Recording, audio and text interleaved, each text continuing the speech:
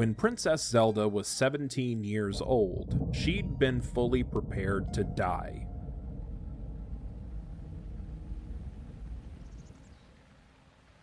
Ancient prophecies had foretold a great calamity that would sweep the land of Hyrule into a great blight and destroy it all unless those chosen by destiny could stop it. Zelda had been one of those who'd been blessed by the goddess's alleged favor. Hylia's spirit and magic coursed within her. But the wielder of the Master Sword hadn't been found in time. 4 champions stayed by the divine beasts: Urbosa, Revali, Daruk, and Mipha. And for a year, the 5 of them waited while King Rhoam of Hyrule went on a mad search for the chosen hero. Zelda had spent that time relentlessly pursuing the goddess's power. She passed out in the holy springs, prostrated herself before goddess statues for hours at a time, devoted every waking second she had to prayer. But despite her greatest efforts, her attempts were fruitless. But perhaps the goddess was showing her favor after all, because despite every prophecy, despite every prediction, wall carving, and palm reading, the calamity never came, and Zelda was spared a horrific death at the hands of darkness incarnate. 1 year after the predicted date, the champions felt like they could finally move away from the beasts, ever watchful, but able to maintain some of their daily lives. Zelda stopped spending day and night in freezing water, and instead moved to the Temple of Time where the weather was bearable, and the distance was well within reach of the castle, while still spending most of her time in holy grounds. 2 years after the predicted date, the champions began to lead normal lives again, freely leaving their domains, though they were still ready to return at a moment's notice. Zelda began to spend more time in the library, sifting through ancient tomes and personal diaries of past monarchs, hoping her answer lied in pages rather than prayer. 3 years after the predicted date, the champions were harder to find on a day-to-day basis. But Zelda remained steadfast and relentless with her nose in books and her knees in the spring's water. The Sheikah had to pull her out several times. They had to force her into recovery.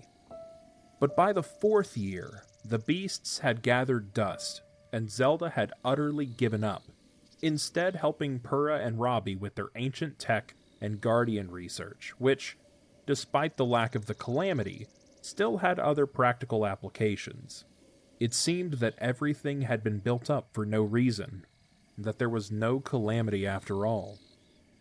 So, it was only when they'd all gotten comfortable that the Yiga Clan, a cult devoted to the demon lord Ganon, began their relentless assault on Princess Zelda, heir to the goddess's devastating sealing powers.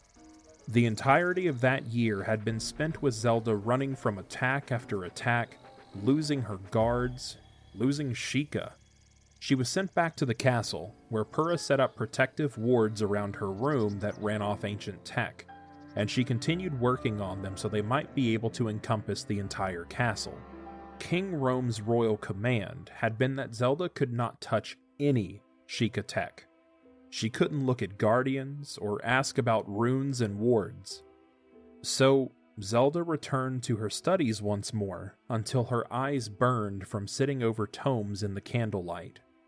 She had to admit, she'd become proficient in her royal duties, following her father to almost every meeting she was permitted in. What she wasn't, he'd fill her in on after. At this point, a vast majority of Hyrule believed the peace was a sign that the Calamity was never going to arrive. The other school of thought, which Zelda subscribed to, was that the Calamity should be feared far more than ever, its unpredictability keeping the other half of the kingdom in a deeply rooted state of caution and suspense ever since. Though Zelda had asked her father to let her leave the protection of the castle more often for experiences outside of prayer, his answer was always the same. I lost your mother to those cultists. I will not lose you as well. At every turn, she'd be denied. I just want to swim in Lake Hylia. The days have gotten unbearable. Please, Father? I'll take an entire company of guards with me. I'm sorry, Zelda. No. You may go to a spring of your choice. The waters there will likely be a cool temperature. Perhaps try the Spring of Wisdom. Zelda was 21, though she felt as though 100 years had passed. She was tired, bone-weary with an exhaustion that had set in so deep, she spent a decent amount of her days simply sleeping. When she was awake, she stared at her hand, waiting for magic to miraculously hit her in the face. Perhaps if she stared long enough, the goddess would take pity on her patheticness. The days when she'd be sent out to pray were now her favorites. She'd found ways to coerce her guards into taking longer routes, stopping for longer breaks. That's what happened on the day her father had reached his breaking point regarding the attacks on her life. She returned to the castle shaken and sore, but his tight arms held her as his body shook with relief. He sank to his knees and held her in his arms the way he'd done the day her mother died, and he realized he needed nothing more than to hold his child in his arms to remember that the world was still spinning as long as she was alive. He'd told her that when he'd said goodnight to her, standing in the doorway of her room with poorly concealed heartache written all over his sagging body. I'm fine. Really. Zelda had said this 4 times that hour. She sat on top of her long blue satin sheets, sliding a bit as she tried to adjust her leg. Something about being curled into herself in some way helped make her feel comfortable as she smiled to ease her father's mind. Okay. Well, I'm going to stop by in the morning, if that's all right. Sure. She shrugged, as if she were entirely unaffected by everything she'd been through. She was good at that facade after 5 years of stares and whispers. Okay. Good night. May the goddess watch over you. That was how Zelda found herself in the library before the crack of dawn, perched on a ladder in the top shelves of the restricted section. She had access, of course, but she was reading an untranslated Sheikah tome from a former handmaiden of the Princess of Hyrule before her ascent to the throne. That princess had practically bled power, and Zelda hoped her handmaid noted something of interest. She tucked the book under her arm and climbed down, crossing the library that was filled with several lifetimes' worth of books, and stopped in the government documents. Her eyes trailed the spines for a familiar one with territories clearly outlined. She went to the language section to grab a reference book for ancient Sheikah. Though she was mostly fluent in that, among several other languages, the ancient variations on words occasionally tripped her up. So she set back up to her room with her pile of books, ready to be confined by her father for her safety once again. Zelda nodded to several of the guards she passed as they stood at their post. Despite the castle being one of the safest places in Hyrule thanks to all the tech, guards were still positioned in the most well-traveled places on their patrols, while 2 guards stood at her door and her father's. Biting her lip, Zelda craned her neck around her pile to try to find the doorknob, fumbling her hand around blindly, just barely able to turn the handle. And because the goddess never wanted to cooperate with her, she dropped 2 of the books, though she managed to cling to the relic with tight fingers. The other 2 fell right onto her guard's foot. Awkwardly, Zelda bent down to pick them up. Oh! I'm so sorry. The guard was beside her, nearly banging heads with her as he grabbed the heavy translation tome. Thankfully for her, he flinched away in time. He was wearing a helmet that covered most of his head, and she didn't want to be on the receiving end of that metal. It ended up being the guard who picked up the books. Don't apologize. Would you like me to? He gestured vaguely to her room. Oh, no thank you. Just stack them on top of this one. He did, and she took a step inside before backing up. Actually, would you mind getting the antechamber door for me, please? He stepped inside and pushed the second door open before backing up respectfully. Zelda was about to use her foot to close the door, but glanced back before she did. Thank you so much. And, again, I am sorry I dropped a heavy book on your foot. He bowed his head and stepped back out, so she closed the door and set her books down. Her father came into her room early, as promised. Zelda. The corner of his lip twitched, like his muscles had become tired under the strain of holding it up for so long, and his eyes held no joy, no spark. It was forced chipperness, and Zelda picked up on it immediately. May I sit? Of course. She sat on a chest at the foot of her bed, and he pulled the chair away from the desk to face her. Well, let's not beat around the bush. There have been many attempts on your life, but I have felt none so potently as yesterday's. When they told me you'd been attacked, all I could remember was the news of your mother. And then, when you were brought in... He ran a hand along a bruise on her cheek that she didn't realize she had, until she felt a flare of pain cause her to flinch. You are my precious daughter, and I love you. I never want to see you harmed. That said, others do. It's becoming impossible for you to safely leave the castle. Zelda braced herself. This was where he confined her to her room or to the palace grounds for the foreseeable future. She folded her hands over her lap so he couldn't see the shaking grow more visible. You've been unable to protect yourself with your powers, so we must resort to other means. You're to learn to defend yourself, starting immediately. We still need you at the springs, so I cannot command you to stay here. You still are a priestess of Hylia, so given your setbacks, you'll need to learn. Zelda's mouth dropped open as she let the words process through her mind. I'm sorry. Learn what? We'll hopefully have a sword in your hand soon enough. But you'll be able to defend yourself from these cultists for a time until help can arrive. Yesterday was too close a call. A sword? Yes, you're not to become a warrior, but you must be able to defend yourself. It's too dangerous for you not to know. We've lost too many guards, and you can't fight with magic as it is. This is the best option. No! Fight the Yiga? She shuddered at the sound of their name. Zelda, we need you to live. Hyrule needs you to succeed. And to succeed, you must survive. Standing up didn't make it any easier to breathe as Zelda had hoped. You think I haven't tried?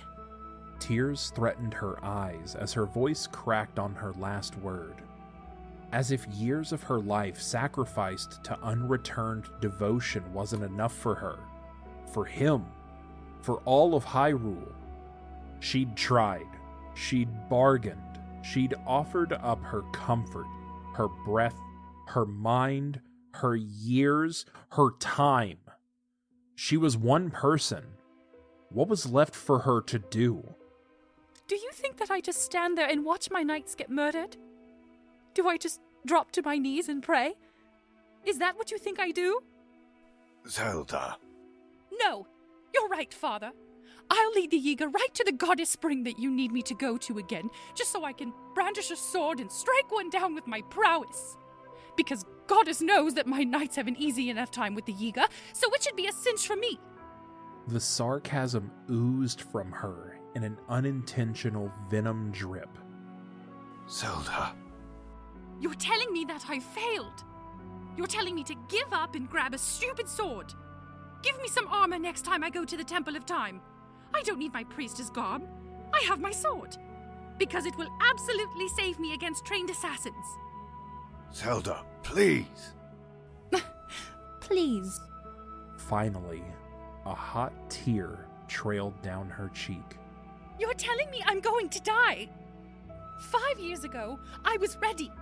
I knew I'd failed, but I stood vigil waiting for the Calamity to give my life in the final hope that it might stop Ganon. But now, I was blessed with time, and still I can't do it. I can't access her powers. So you want me to fail one more time by using a sword to defend myself? This is the stupidest thing I've ever heard. And I was there when Lady Styler proposed that sham of a fashion show to lift spirits. That's irrelevant, Zelda. From the look on his face, she could tell he was not budging. She tried another tactic. I shouldn't be near a sword anyway. What if I stabbed myself by accident? Then there's no way I'll ever unlock Mother's power. I'll be dead with or without the Yiga. I already dropped a book on my guard today. That could have been my foot with a knife. And before you tell me that there have been warrior queens and princesses throughout the history of Hyrule, that's because they never met me. I'm not a fighter. I read books all day. I take notes. I can bore the Calamity to death with a detailed review of the territory lines in Northern Akala. That might be more effective than a sword, at least. Zelda, you're not thinking of the big picture. But of course, if I don't unlock the power because of some silly distraction like learning how to fight, then the world will fall to the Calamity. It will always manage to be my fault somehow. My time will now need to be spent in that wretched training area with all kinds of sweaty men. Do you want your precious daughter exposed to such a sight? Worse yet, what if I like it and decide to spend all my days there with shirtless men? She grimaced and blushed all at once. Rhoam shot her a blank stare. This is the most absurd argument I've ever heard. You leave me no choice but to make that a command from your king, rather than a request from your father. Because as much as I love you, I also am obligated to keep you safe. Obligated? Her voice cracked again, losing some of her rambling thunder. I'm obligated to risk my life to stop the Calamity when it comes.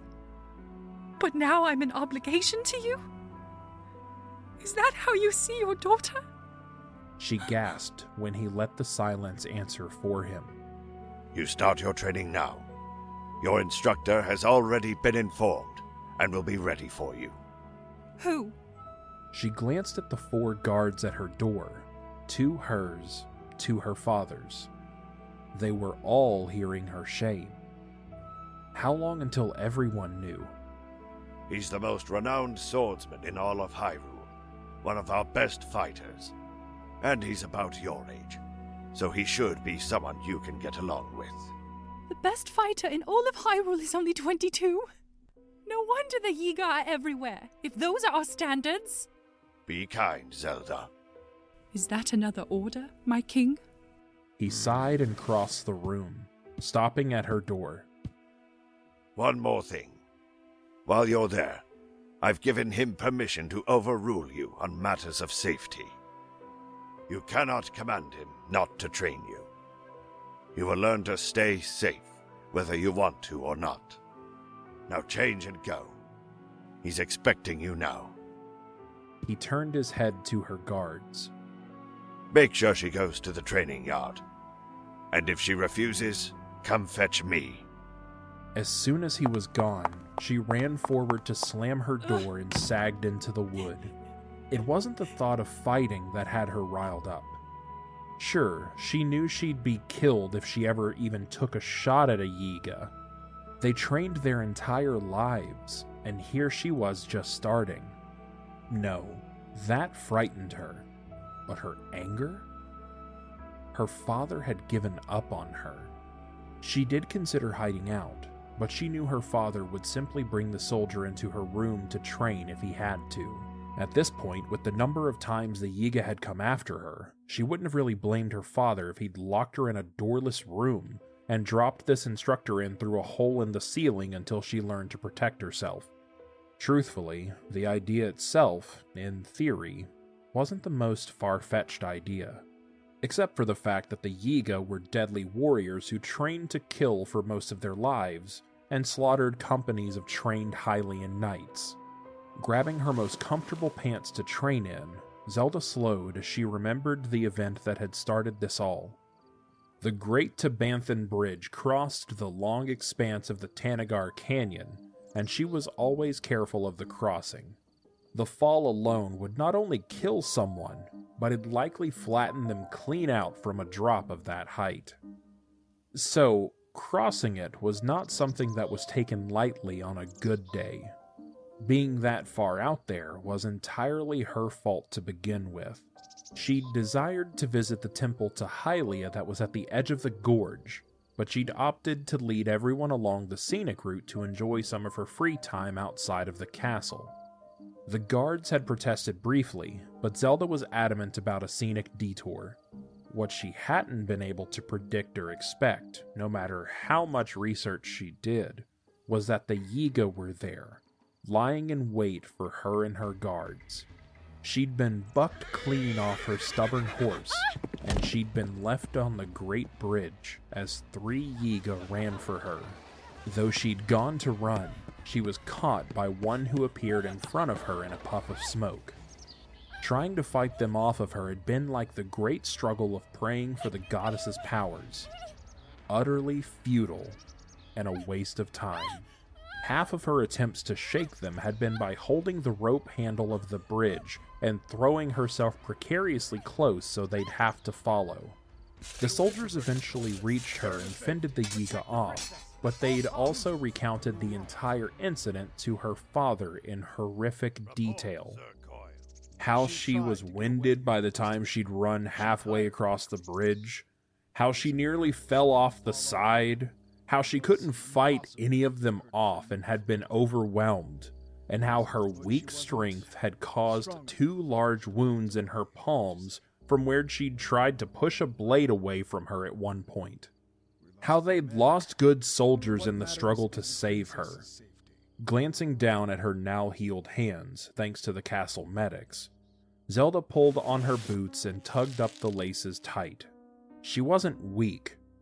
She just wasn't physically domineering, but put any puzzle, any riddle, any impossibility in front of her, and she'd find the solution. She is strong, just not traditionally. Her shirt was loose, and she tied up her hair before looking at herself in the mirror for a long time, finally noticing the bruise she had sustained. She was going to hate this almost as much, if not more, than she hated horseback riding. Resigned to her fate, Zelda trudged slowly toward the training yard, hoping to be late enough to at least remind everyone that she didn't want to be there. Glancing at the sun, she determined that she managed to be at least 15 minutes late. Not bad. She could do worse next time. The yard was empty of the usual hustle and bustle that went on, and she imagined that her father must have ordered it to be kept clear for her private sessions. But it was also clear of an instructor. She stood in the middle of the training yard and balled her hands tightly as she looked around. No one. Her eyes narrowed at the empty space, searching for some sign of trickery, but the only others there were the 2 guards she had brought with her. Frustrated, she placed her hands on her hips. Is this some sort of a joke? Hello? There was no answer. Shrugging happily to herself, she was ready to leave, but one look at her guards standing near the entrance reminded her of her father's orders to fetch him if she didn't go. Either she stayed here long enough to prove that she made the attempt, or she'd be embarrassingly dragged back down by her father's guards, humiliated as they would keep hold of her arms to ensure she followed them right back here. Her father would make sure she was here, no matter what. Crossing her arms, Zelda walked around. She rarely went to the training yards unless she was up in the parapets, so being down in the dirt and grass felt like she was in an entirely new world, one she didn't belong in. There were training dummies lined up against a wall, and a worn dirt track in a wide circle around the outskirts of the otherwise square area. There was a bench, There were weapons on a rack. And that was it. She looked at the footprints etched in the dirt. She knelt to read the story told by the shoe treads. There was a large step forward, and then several overlapping smaller ones as the wearer clearly stumbled back. Then a single skid mark as they were forced back. And then the imprint of a body where they'd fallen. If Zelda were here under any other circumstances, she'd have smiled and tried to find all the stories in the dirt. But instead, she stood back up and sighed, craning her neck toward the barracks just past the archway. No one was outside, and no one was coming. Okay. She prepared to leave, but her eye caught on a weapon rack, and she glanced one more time at the barracks before heading to the largest spear. She held it, pretending she was one of her knights. Goddess, if a Yiga came at her, she'd die. Fear first, and then clumsiness, because who could control this glorified stick well enough to kill a Yiga? She shuddered and went to put it back. You can get there eventually. She spun around to see one of her two guards walking toward her. He removed his helmet, shaking out his blonde hair. Zelda watched in confusion as he set the helmet down on a post and pulled a blue band off his wrist to tie his long hair back. But only if you're not 15 minutes late on purpose. He didn't look at her, and only gave a bow of his head. Princess? Her mouth dropped slightly, and her cheeks warmed at the light scolding. She almost doubted if she'd heard him correctly. I beg your pardon? She scoffed at his audacity, recognizing the bright blue eyes of the guard she'd dropped her book on. Did he think that a conversation with her this morning gave a guard the right to chastise her? He held out his hand, and she instinctively handed the spear back, though in hindsight she wished that she'd hit him with it instead. She'd been too stunned. He returned it to its place, and walked across the entirety of the training yard without so much as looking at her. Her feet tumbled after him as she mentally and physically struggled to keep up. What was happening? Why wasn't he answering her? Why was he even talking to her? Who was this man? Hey!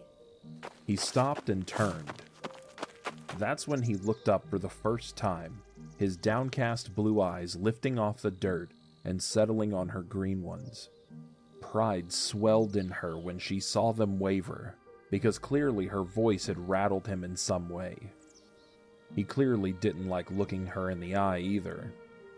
His eyes kept darting off of hers, and he had to keep forcing them back. Her own eyes narrowed, trying to understand this guard. Who are you? Your instructor. He looked conflicted. A desire to step back and bow was clear in the way his foot dragged back in the dirt. His expression was set in a Hylian soldier's emptiness that she'd seen many times. But there was something about his tone that said through his nerves that he was prepared to power through his anxiety. He was ready to give orders, or to follow them. Again, as though she were simply a flycatcher, her mouth dropped again and she was at a loss for words. Something inside him made a decision, and he stood a little straighter, a little taller than his shorter frame seemed to allow. The shift was sudden, but she could see it instantly. He had done this before. He'd trained other soldiers, and that's what he was defaulting to in the lack of any experience training royalty. Tomorrow you will be on time. Defense is a discipline, and that requires maintaining a schedule. If you fail to arrive on time in the near future, you will do 5 sit-ups per minute you're late. We will start small there. What? Her chest boiled, finally starting to process some of the situation. Your father expressly told me to train you as I would my own troops. That will include setting certain expectations, like punctuality. I respect you enough to treat you like anyone else I train, because I hear your life is in serious danger.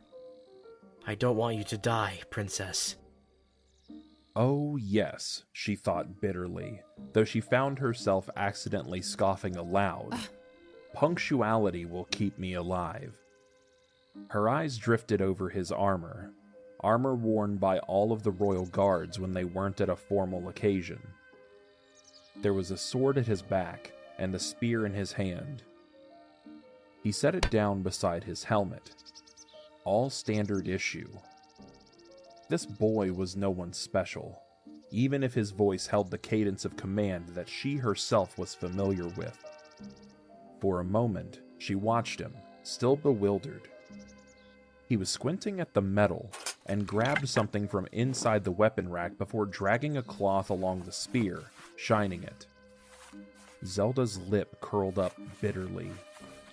What is your name, knight? Link, Your Majesty. Well, Link, I've come to the training yard as I was requested to do. And now, if you're going to sit here polishing the weaponry, I'm leaving. I wouldn't do that.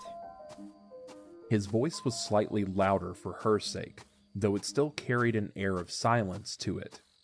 She had to strain to hear him from where she'd ended up after taking her few steps. She hadn't stopped walking, and instead called over her shoulder. And why is that? It was only when she received no response that she finally forced herself to stay still for a moment, to glare back in his direction and demand an answer. Her mouth moved to speak, but she didn't. He wasn't looking at her. She followed the direction of his gaze up the tall tower of the castle. Several stories up, in an area she knew to be a small room that she occasionally studied in, she could see her father leaning out the window. His hand was smugly on his chin as he watched her expression turn from annoyance to anger to sheer embarrassment, all in the span of a moment. Link wasn't looking at either of them anymore, but he was back to incessantly wiping the same spot of the spear over and over, trapping Zelda between awkward silence and watchful eyes. It wasn't until Zelda hesitantly made her way back towards Link that Rhoam nodded and moved his head out of view once again. She was being watched like an infant who might fall from their crib. She was being ignored like a child telling an infinitely long story. Sitting on one of the boxes beside Link, she rested her chin in her palm and crossed her legs. I want a new instructor. Link glanced at her for a moment, and if she were in any other situation, she might have thought he cracked a smile, but he could barely look at her. May I ask why, Your Majesty? Did my father choose you as a babysitter? He's in the window, watching, and you're here doing nothing, and yet I'm still expected to be here? And then you deceive me by pretending to be one of my guards, but you're actually this mysterious, rude trainer I'm expected to work with? Did you spy on me from my father since this morning? I should have dropped those books harder on your foot, Sir Knight. No. If I must do this, I want someone else. Link set the spear down, and his piercing blue eyes finally met hers. I've done no deceiving, Princess. I am one of your guards. Frequently, in fact. Zelda grimaced for a moment and bit her lip anxiously. She by no means knew every one of her guards, especially not by name, but she knew a few. She thought she'd at least recognize those bright blue eyes from before this morning. Admittedly, the helmet usually obscured most of her view of them, but still. Well? Admittedly, she was mildly embarrassed that she didn't recognize him. That was the end of that, and she wasn't going to let him win satisfaction, even if she was wrong. Glancing back at the window, she caught a glimpse of long, white hair. Now trapped by the watchful gaze of her father and this soldier's all too intense eyes, she was cornered in their playpen, and for her own sake, she had to pretend that she was still the one in control. If you're so good, Then train me already. Link nodded before looking over her slowly, his eyes taking their time studying her body. Excuse you? She snapped her fingers to draw his eyes up to hers. He bit his lip like he was suppressing either a grin or a grimace. At least he had the decency to turn away and flush with embarrassment. She reveled in the burning red of his ear as he struggled to meet her eyes once more. He couldn't. I'm not. That's not... It's... I'm assessing what you're wearing for practicality. You'll want different boots tomorrow. Something with a little more give in them. Well, these are all I have. He nodded. Okay, I'll requisition you some. I'm sure the cobbler knows your size already. He gestured to her loose shirt. Maybe wear something with shorter sleeves for now, too. It's warm out, and you'll likely get sweaty. Of course, even her shirt was wrong. Were her pants too long? Did she need to hem them? Should she cut her hair? What else was going to be dictated to her today? Do not presume to tell me what to wear, soldier. As soon as the words were out of her mouth, she regretted them. They were childish, like her behavior. But she couldn't help it, and everyone had a final straw. She looked to the window again, sighting the blue of Rhoam's coat. Was he just always going to watch her?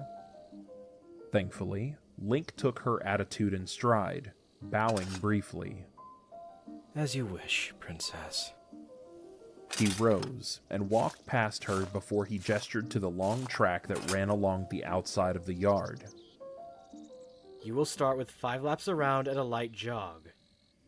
Jogging? I'm here to learn how to fight. No, you're not. You're here to learn how to defend yourself and stay alive. And running will always be your first and best option. So you're going to build up your stamina and you're going to jog. And what are you going to do? Wait for you to be done. You're not even going to run these laps with me?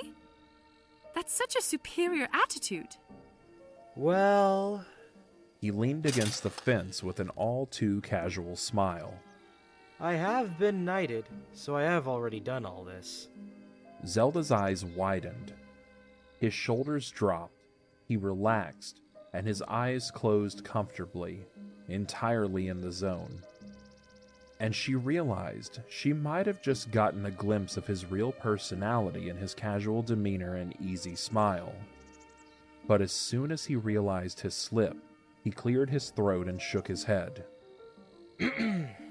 Forgive me, Princess. I may have worded that poorly. I just mean it's easier to see if anything you're doing needs to be fixed while I'm watching, not participating. Zelda glared at him for the longest time, simply annoyed at the task before her, and Link was the perfect recipient. She walked to the edge of the track and jogged at the slowest pace she deemed an actual jog, as opposed to simply walking. At first, Link watched her, but by the time she'd gone halfway around the track, he'd gone to sharpening his sword, his attention completely off her.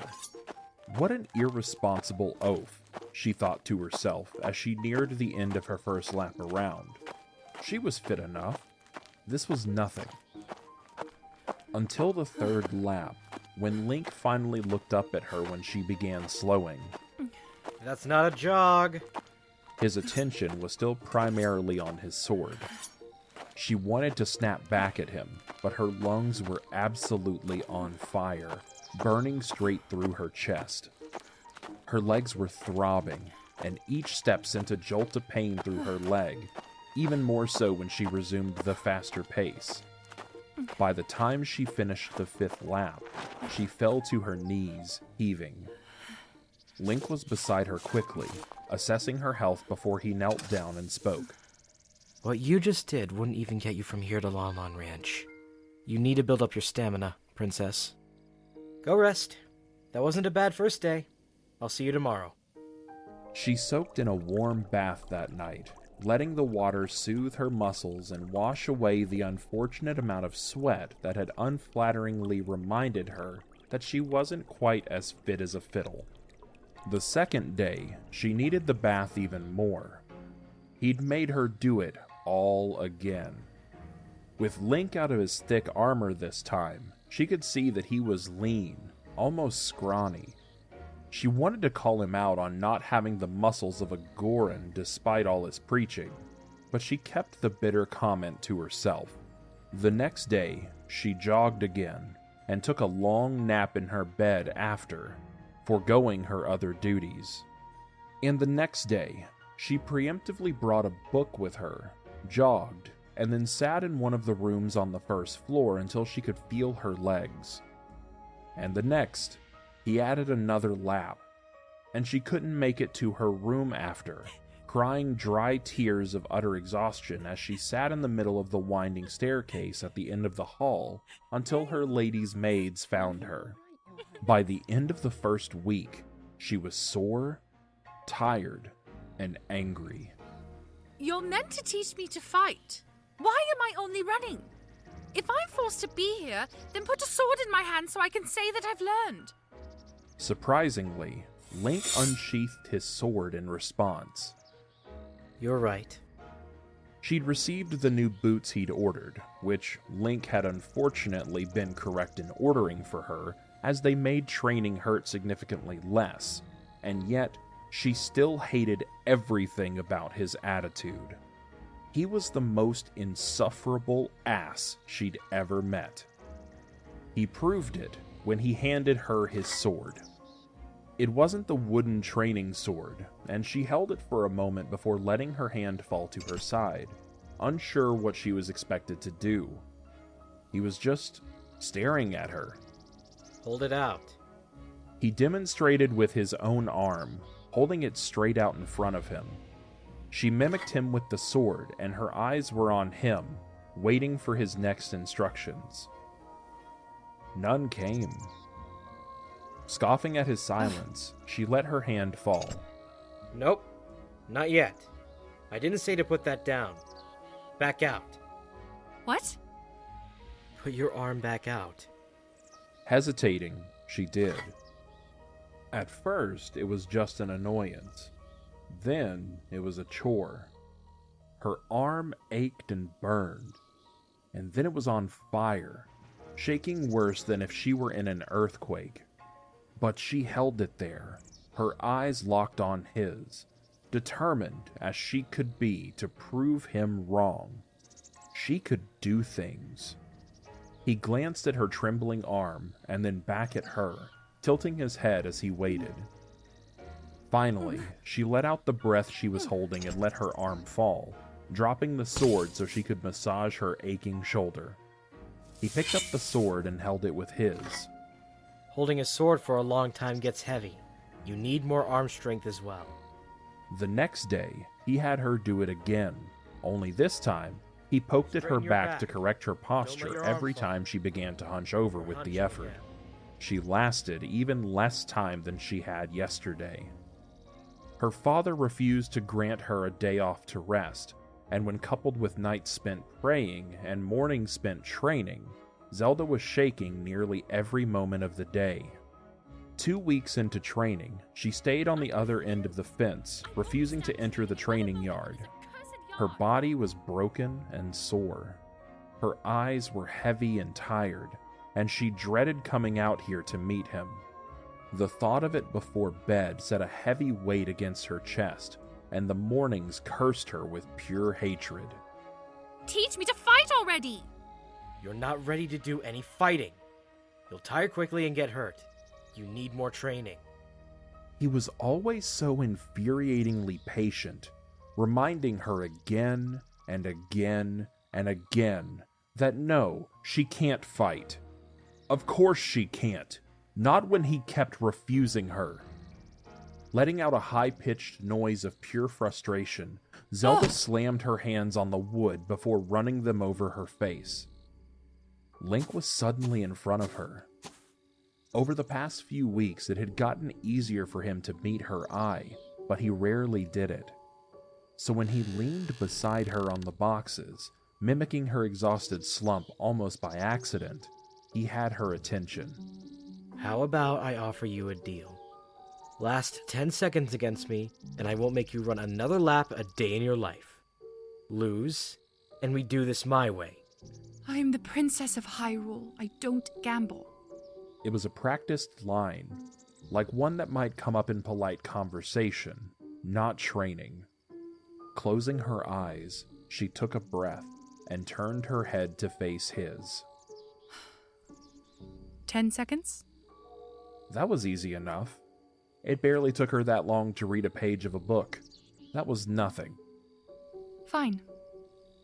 Nodding in acknowledgement of her agreement, Link grabbed 2 training swords and examined them before he held them out to Zelda. Take the one that feels better to you.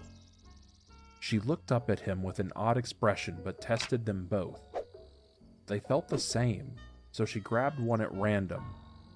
He slid into a ready stance, and she copied him. Are you ready? Yes. He nodded and took a step toward her to let her know he'd started. She jumped away, proud that she skirted back in time. And then he swung out his wooden sword, and hers went flying from her hand. She winced, because the force of the impact of his sword on hers had been hard enough to reverberate through to her skin.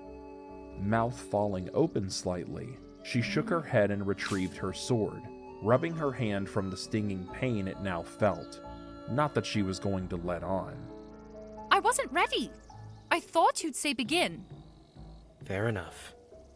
He moved back to his starting position. Ready? Zelda nodded, and in response, Link slightly parted his lips. Begin. This time, he waited for her to move, and she looked at him suspiciously before realizing she was meant to hit him. Steeling herself, she swung, and her sword was promptly knocked from her hand again, eliciting a frustrated groan. This is hardly teaching. It is. I just never told you what it's a lesson in. Once more. Furrowing her brow, she quickly stood in position. I'm ready. Go! She charged at him with her anger, sword raised because gods, she wanted to hit him so badly. But she swung down, and her sword hit the dirt beneath her, and suddenly, Link's arms were around her from behind, and she clutched his sleeve as he lowered her stumbling down to her knees. Her sword clattered down, and his was by her throat in a healthy warning that she'd have been dead if this had been real. He let go of her when he was sure she'd found her balance, and knelt so he was in front of her, his eyes sincere but firm. That's 10. She rolled her eyes and looked away, defeated. Do you know how you could have easily lasted 10 seconds against me, Princess? But she was too angry to feel anything at all as she waited for his answer as she'd lost yet again. When he didn't offer the answer without prompting it, she growled. How? Running.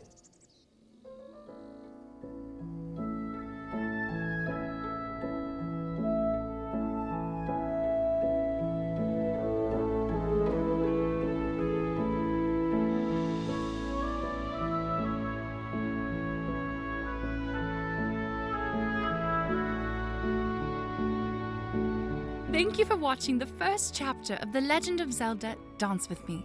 We're so excited to take you along on this incredible journey. If you enjoyed this chapter, hit that like button and share the video around. If you'd like to stay up to date with future releases, make sure to hit the subscribe button and ring that notification bell. And if you want to see chapters early, consider supporting us on Patreon. We'll see you in the next chapter. Farewell!